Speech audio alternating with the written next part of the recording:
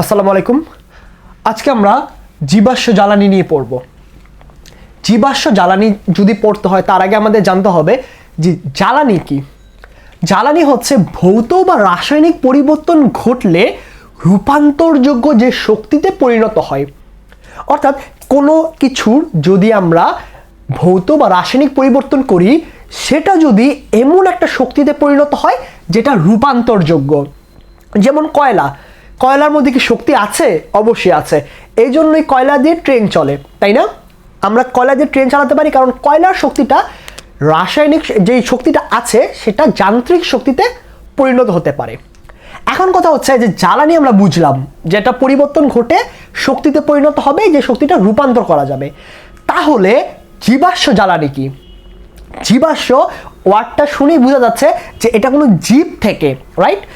একটু আগে আমরা বললাম যে কোনো কিছুর ভৌত বা রাসায়নিক পরিবর্তন, কিন্তু যদি ওই কোনো কিছুটা জীব হয়, অর্থাৎ জীবের ভৌত বা রাসায়নিক পরিবর্তন ঘটার মাধ্যমে যদি রূপান্তরযোগ্য শক্তিতে পরিণত হয় তাকে আমরা জীবাশ্ম জ্বালানি বলি। আর 9-10-এর যে আগের বইটা ছিল সেটার মধ্যে যদি আমরা সংজ্ঞাটা দেখতে যাই তাহলে মৃত উদ্ভিদ ও প্রাণী দেহ 300 মিলিয়ন বছর, 300 মিলিয়ন বছর মানে কত বছর? প্রায় 30 কোটি বছর, তাই না?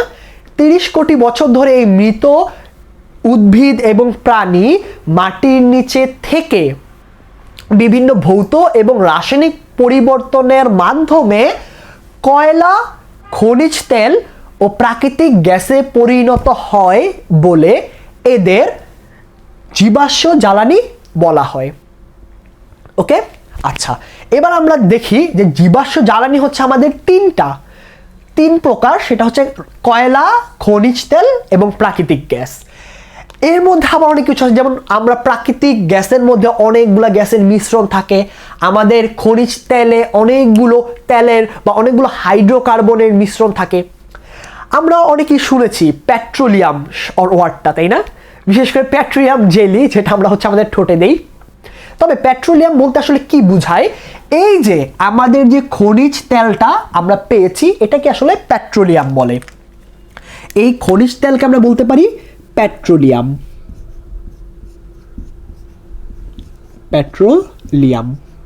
ঠিক আছে, তাহলে পেট্রোলিয়াম বলতে কি বোঝায়? এই যে খনিজ তেল, জীবাশ্ম জ্বালানি হিসেবে খনিজ যেই তেলটা আমরা পাই সেটাই হচ্ছে আমাদের পেট্রোলিয়াম।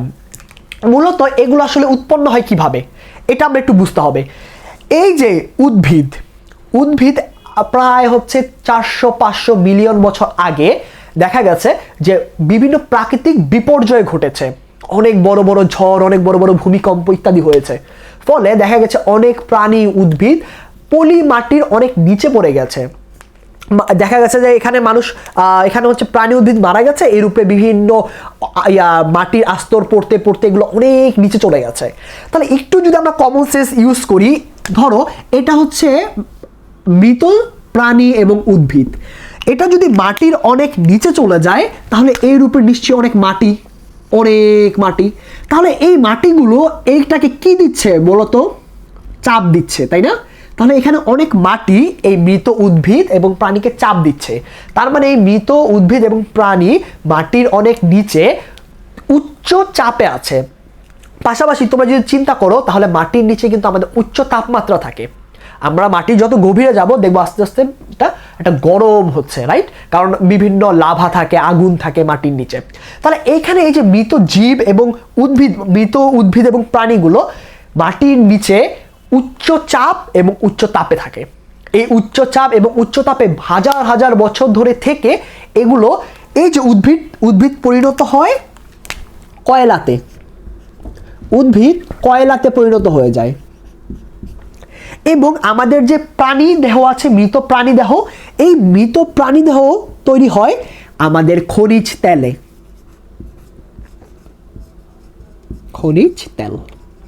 আচ্ছা, উদ্ভিদ থেকে কয়লা পেলাম, প্রাণী থেকে খনিজ তেল পেলাম, তাহলে প্রাকৃতিক গ্যাসটা আসে কোথা থেকে? আসলে আমাদের যখন এই যে ধরো এই যে এগুলো আস্তে আস্তে কিসে পরিণত হয়ে গেছে? প্রাকৃতিক গ্যাসে, এগুলো আস্তে আস্তে খনিজ তেলে তৈরি হয়ে গেছে। যে এখানে এগুলো মিশে এখানে খনিজ তেল। এই খনিজ তেল আবার হাজার হাজার বছর ধরে থেকে এখান থেকে বুদবুদ বুদবুদ হয়ে আমাদের প্রাকৃতিক গ্যাস উৎপন্ন হয়। তার মানে আমরা বলতে পারি মৃত প্রাণী বছরের পর বছর উচ্চ চাপ এবং তাপে থেকে খনিজ তেল হয়েছে, এবং এই খনিজ তেল বছরের পর বছর থেকে আমাদের প্রাকৃতিক গ্যাসে পরিণত হয়েছে। প্রাকৃতিক গ্যাসে পরিণত হয়েছে। এবার আশা করি তোমরা বুঝতে পেরেছো যে এই যে আমাদের জীবাশ্ম জ্বালানিগুলো কিভাবে তৈরি হয়েছে এবং কোনটা থেকে কোনটা তৈরি হয়েছে। এবার আসি আমরা যে এই তিনটার বৈশিষ্ট্য সম্পর্কে আমি একটু জেনে নিই। সবার আগে আসি এদের বর্ণ কি হবে, অর্থাৎ এদের কালার কি হবে। কয়লা আমরা সবাই দেখেছি, কয়লা হচ্ছে কালো। আচ্ছা, পেট্রোলিয়াম যদি আমরা বলতে যাই, পেট্রোলিয়াম হচ্ছে কালো বাদামি, অর্থাৎ খনিজ তেল। খনিজ তেলগুলো আমরা দেখলে দেখবো এটা হালকা একটু বাদামি কালার, অর্থাৎ কালো বাদামি।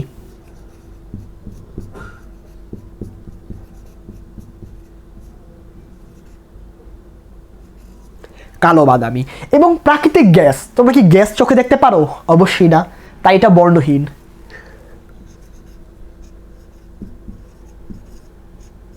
আচ্ছা, এবার আসি ভৌত অবস্থা, অর্থাৎ এদের দেখতে কেমন। কয়লা দেখতে কি কঠিন, তাই না? আচ্ছা, পেট্রোলিয়াম বা তেল দেখতে কেমন? অবশ্যই তরল, কিন্তু এই তরলটা হচ্ছে ঘন তরল। তেল তো ঘন থাকে, তাহলে এটা হচ্ছে ঘন তরল।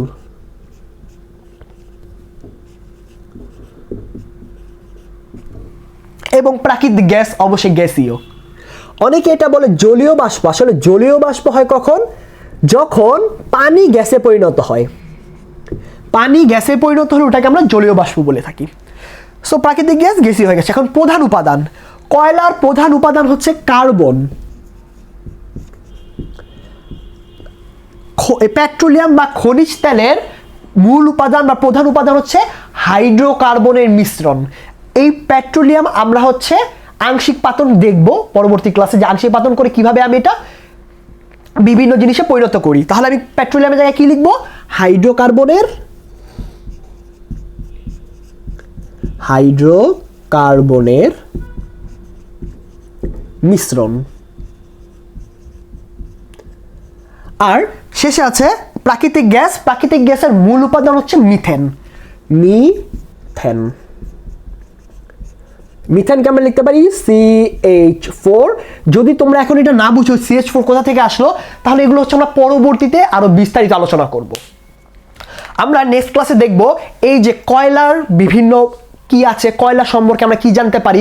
আমরা দেখব পেট্রোলিয়ামকে কি থেকে আমরা কি কি জিনিস পাই, এবং আমরা দেখব প্রাকৃতিক গ্যাসের মধ্যে কোন কোন গ্যাসগুলো রয়েছে।